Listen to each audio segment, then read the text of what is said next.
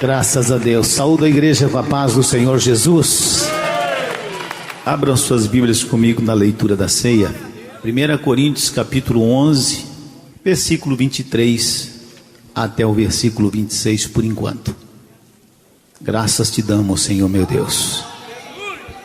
Vamos à leitura. Porque eu recebi do Senhor o que também vos ensinei, que o Senhor Jesus, na noite em que foi traído, tomou o pão. E tendo dado graças, o partiu e disse: tomai, comei, este é o meu corpo que é partido por vós, fazei isto em memória de mim. Semelhantemente também, depois de cear, tomou o cálice, dizendo: este cálice é o novo testamento do meu sangue, fazei isto todas as vezes que beberdes em memória de mim. Porque todas as vezes que comerdes este pão e beberdes este cálice, anunciais a morte do Senhor até que venha. Toma os seus lugares, meus irmãos. Muito obrigado por vocês estarem aqui, e que Deus os abençoe grandemente em tudo. Louvado seja Deus.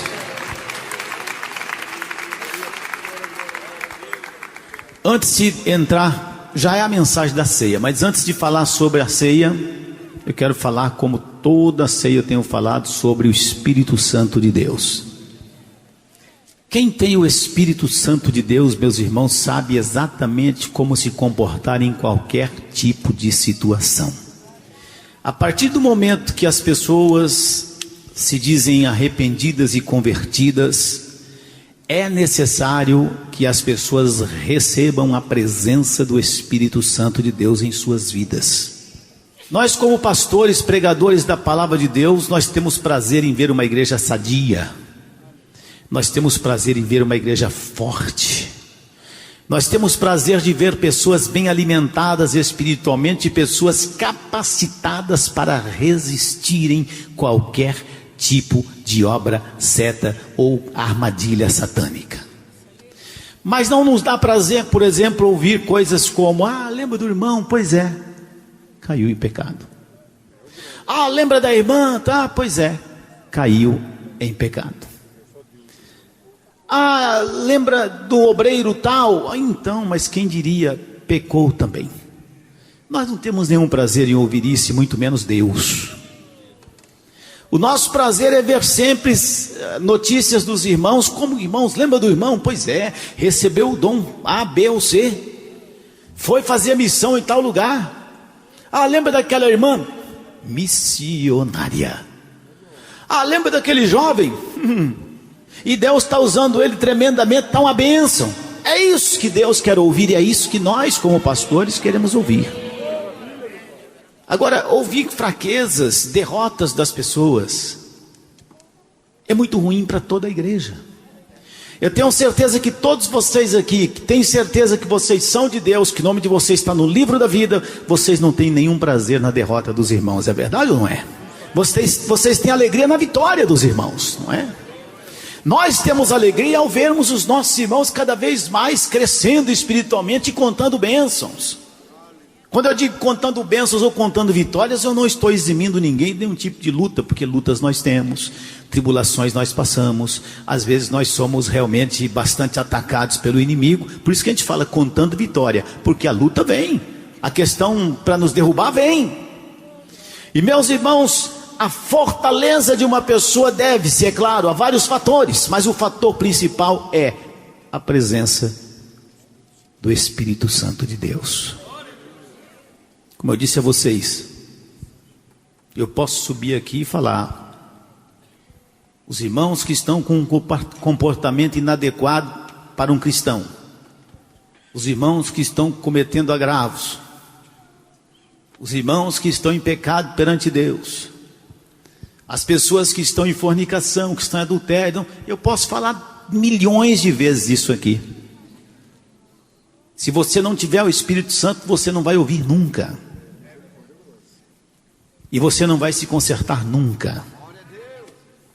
Eu não conheço um crente sequer cheio do Espírito Santo que precise ser chamado a atenção ou disciplinado em qualquer congregação do planeta. Toda pessoa que possui o Espírito Santo de Deus, essa pessoa é guiada pelo Espírito Santo de Deus, a palavra é interpretada pelo Espírito Santo de Deus, essa pessoa vive em espírito e em verdade, essa pessoa santifica a sua vida, e mesmo que essa pessoa venha cometer qualquer coisa que desagrada a Deus, no exato momento o Espírito Santo fala, né, com ela, o Espírito Santo toca nela, e ela se arrepende, se converte, volta atrás e se levanta. Às vezes nós vemos pessoas que são reincidentes em tantas coisas, meus irmãos. Como eu digo, não é que o pastor é machista, mas a questão é que parece que nas questões femininas as coisas visíveis são mais fáceis de se falar. Mas eu não sou pastor de falar de coisas visíveis apenas. Tem muito pastor que gosta muito de falar de coisas visíveis. Teve até um pastor aí que falou: as irmãs que ficam usando essas coisas visíveis, vocês são feias mesmo. Não, vocês são bonitas, minhas irmãs. Quem falou que vocês são feias, essa pessoa está muito enganada. Vocês são bonitas sim, mas eu não sou de falar só de coisas visíveis. Eu sou mais de falar de coisas invisíveis. Muito mais de falar de coisas invisíveis. Porque quando Deus, meus irmãos, olha para a gente, Ele olha como um todo. E é claro que Deus enxerga a gente por dentro e por fora. Mas eu tenho certeza absoluta que Deus vê muito mais coisa que precisa ser consertada na gente aqui dentro do que totalmente por fora, embora todos devam ser consertados. Às vezes nós pensamos que a verdadeira conversão é algo que começa de fora para dentro, outro lê do engano. A verdadeira transformação na vida das pessoas começa de dentro para fora, e começa a partir do momento que você recebe o Espírito Santo. Porque se você não tem o Espírito Santo, sinceramente, eu vou falar com você 2, 3, 4 vezes, depois eu não vou falar mais. Mas vou orientá-la a buscar a presença do Espírito Santo, porque Ele haverá de convencer você. Ele haverá de fazer com que você interprete aquilo que Deus está falando ao seu coração. A Bíblia fala que quem é de Deus não peca. Essa palavra é pesada. Entenda-se, quem é de Deus tem de ter o Espírito Santo de Deus. Não tem ninguém que é de Deus que não tem o Espírito Santo de Deus. Não tem, não existe, não tem como. Para que você seja de Deus, você precisa do Espírito Santo. Porque se você não tiver o Espírito Santo, você não interpreta o que Deus está falando contigo. Você não reconhece o que Deus está falando contigo. E você continua naquela velha balada de sempre. Isso aqui eu acho que é assim, eu acho que é assim. Quem tem o Espírito Santo não acha nada, obedece o que Deus está falando.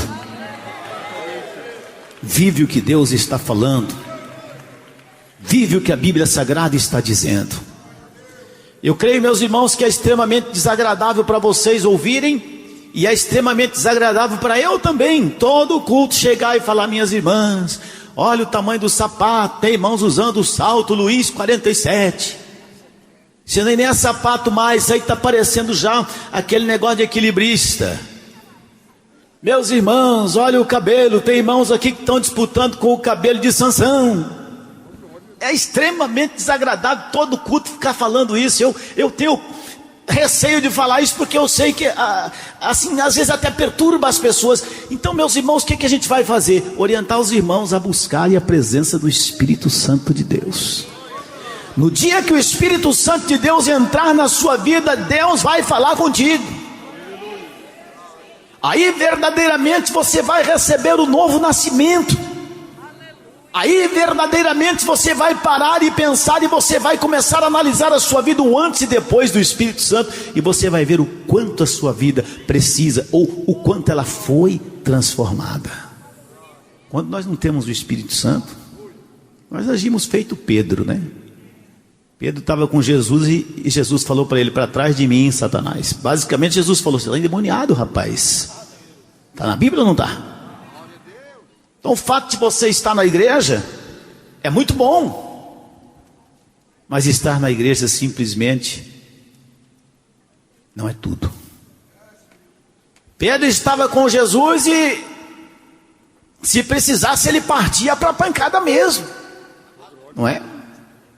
Andou a espada na orelha do rapaz. E a Bíblia Sagrada fala que Quando começaram a insistir que ele era discípulo de Jesus, ele saiu xingando palavrões. É isso que a Bíblia fala. A Bíblia fala palavrões. Mas depois que o Espírito Santo de Deus veio sobre ele, você não vê mais Pedro nessa violência toda. Teve lá algumas coisinhas outras, né? A Bíblia fala que ele chegou a ser repreendido depois por Paulo, numa ocasião. Mas se nós formos analisar depois os próprios escritos do apóstolo, nós vamos ver que depois que o Espírito Santo de Deus entrou na vida dele, aí sim que ele foi totalmente transformado. Aí sim, ele não estava mais disposto a matar, mas estava disposto a morrer pelo Evangelho. Você precisa do Espírito Santo. As nossas irmãzinhas, as nossas jovens, os nossos irmãos, nós precisamos do Espírito Santo. Toda a igreja precisa do Espírito Santo. Porque se não for pelo Espírito Santo, nós não conseguimos viver o que Deus quer para a gente. Nós vamos começar a achar os nossos próprios caminhos, vamos começar a buscar as nossas próprias facilidades ou as nossas próprias interpretações, e nós vamos, meus irmãos, infelizmente, nos encaixar dentro daquele ditado: nadou, nadou e morreu na praia. E não é isso que Deus quer para nós.